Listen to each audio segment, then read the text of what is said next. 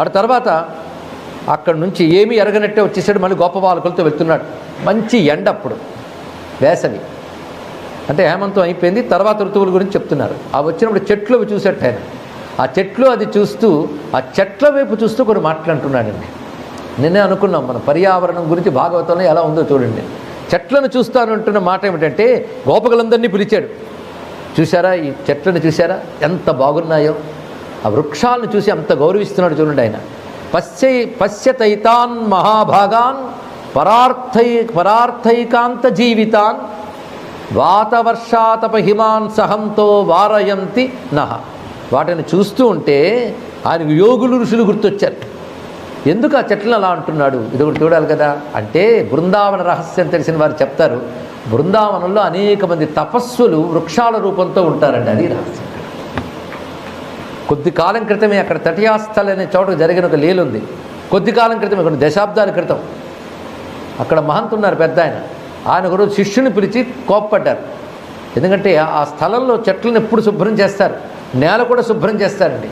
మరొకటి విద్యుత్ దీపాలు ఉండవు, ఎలక్ట్రిసిటీ వాడరు, ఇప్పటికీ వాడరు వాళ్ళు. ఆ కృష్ణుడి కాలంలో ఎలా ఉందో అలా ఉండాలని భావం వాళ్ళకి. అలా కొన్ని విస్తీర్ణమైనటువంటి వనం అది. ఇంకా చెప్పాలంటే మఠం. అక్కడ నిత్యం కృష్ణ పూజ ఆయా కాలాల్లో పద్ధతి ప్రకారం జరుగుతుంటుంది. అలా రమ్యమైనటువంటి వనం అది నేటికి ఉంది.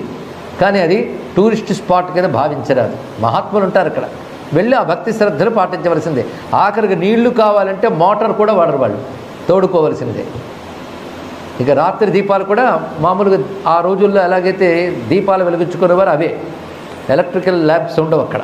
ఇప్పటికీ అటువంటి స్థలం ఉంది. ఆ చోట మహంతు పొద్దున్నే లేచి ఒక అతన్ని శిష్యుల్లో పిలిచి, నువ్వు చాలా తప్పు చేసావు అన్నాడు. ఏమిటంటే అక్కడ నిలబడి ఆ చెట్టు నువ్వు నిన్న గిల్లేవుటా అన్నారు. గిల్లిన మాట వాస్తవమే. ఈయనకి ఎలా తెలిసిందా అనుకున్నాడు ఆయన. ఆ చెట్టు రూపంలో ఋషి వచ్చి నన్ను చెప్పాడు, నీ శిష్యుడు ఫలానా వాడు నన్ను గిల్లేడయ్యా అని. ఇకపై ఈ చెట్లను మాత్రం చెయ్యకు సుమా అంటారు. మనం దీన్ని ఏదో భావుకత అనుకుంటాం, వాళ్ళది సత్యంగా అనుభవానికి తెచ్చుకుంటారు. ఇక్కడ కానీ బృందావన చెట్లు అలాంటివి. అది కృష్ణ పరమాత్మ ఆ చెట్లను నిమురుతూ మాట్లాడుతున్నాడు ఇక్కడ.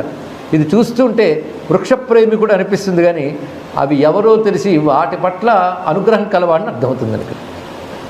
పశ్యైతాన్ మహాభాగాన్ మాటలు, ఈ మహాత్ముల్ని చూడండి అన్నట్టు. ఏమిటి ఆ చెట్లని మహాత్ములుట.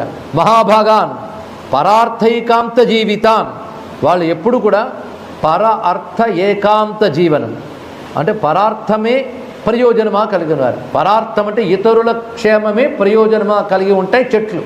ఇది చెట్లపరమైన అర్థం. వీళ్ళ పరంగా పర అర్థ, పర అంటే సర్వోత్కృష్టమైన బ్రహ్మమునందు అదే పరమార్థంగా కలిగి జీవిస్తూ తపస్సు చేస్తున్న వాడు వీళ్ళు. ఇది అర్థం అండి. చెట్ల పరంగా చూసినా చెట్ల వల్ల అందరికీ ఉపకారమే, అలాంటి జీవితం వాటిది.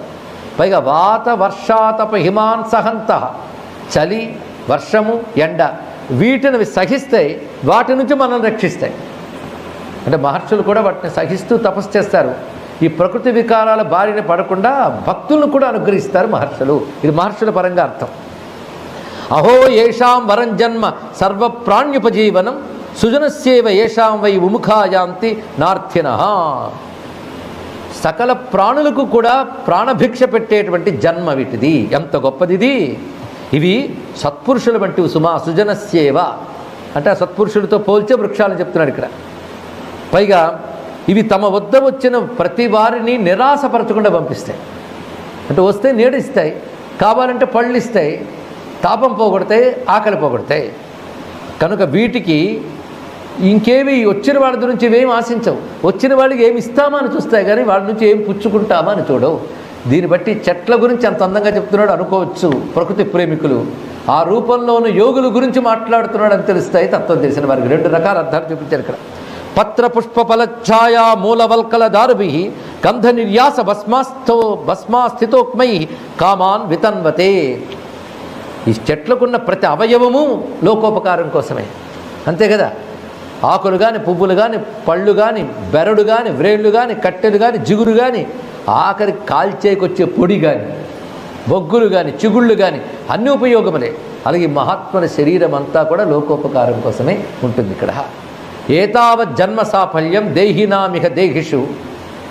వీటి వల్ల మనం తెలుసుకోవాల్సిన పాఠం ఏమిటంటే, అంటే వృక్షాల వల్ల మానవ జాతి ఏం పాఠం నేర్చుకోవాలో కృష్ణ పరమాత్మ చెప్తున్నాడు. ఇది ఏ కాలానికైనా సరిపోయే పాఠమేగా. ఏమి చెప్తున్నాడో చూడండి. చెట్ల వల్ల ప్రతి వాళ్ళు తెలుసుకోవాల్సింది ఏంటంటే జన్మని సఫలం చేసుకోండి. ఎలా సఫలం చేసుకోవాలి? ప్రాణై అర్థై ధియా వాచ శ్రేయ ఏవాచరిత్ సదా. ఇవి తమకొచ్చిన చెట్టు అవయవాలతో లోకానికి ఎలా ఉపకరిస్తున్నాయో మానవుడు తనకు భగవంతుడి చేత ఇవ్వబడినటువంటి దేహముచే, ప్రాణముచే, సంపదతే, బుద్ధితే, వాక్కుచే ఇతరులకు శ్రేయస్సు కలిగేలా జీవించాలి. ఇది మనకు చెప్తే నేర్పుతుంది. మాటతో మంచి చెయ్యు, బుద్ధితో ఆలోచనలతో మంచి చెయ్యు, నీకు ఇచ్చిన సంపదలతో మంచి చెయ్యు, నీకు ఇచ్చిన శరీరంతో మంచి చెయ్యు అని చెట్ల వల్ల ప్రతి జీవి నేర్చుకోవాలి అని చెప్తున్న జగద్గురువైన కృష్ణ పరమాత్మ నమస్కారం చేసుకుందాం. ఒక గీతలోనే కృష్ణుడు జగద్గురువు కాదు, ఆయన స్వరూపమే జగద్గురు స్వరూపం.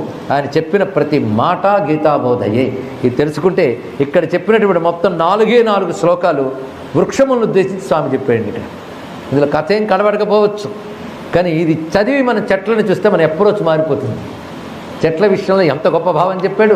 అదేవిధంగా ఇది మామూలు చెట్లు కాదు, బృందావనం చెట్లు అని తెలుసుకుంటే మరొక అందం.